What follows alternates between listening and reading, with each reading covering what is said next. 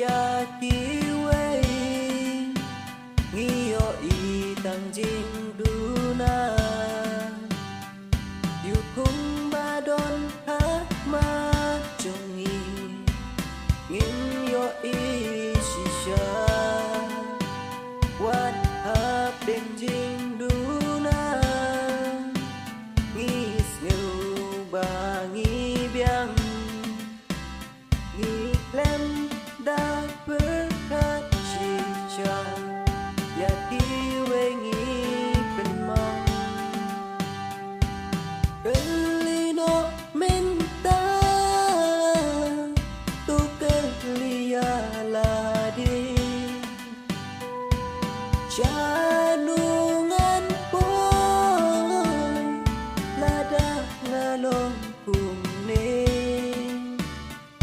na markas ni bisya ya ngi kanwan kelino menta kat papor kadang don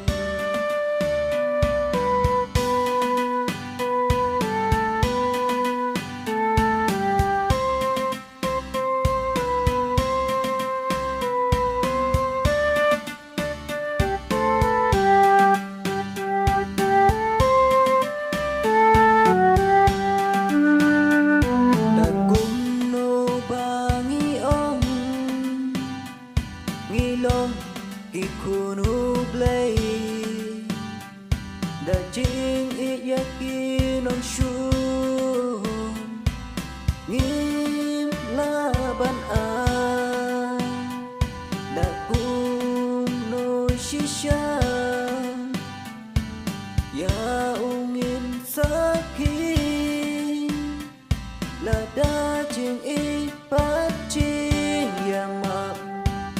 gam don hangin elino menta tu kelia ladi janungan boy lada ngalong kumne na markas ni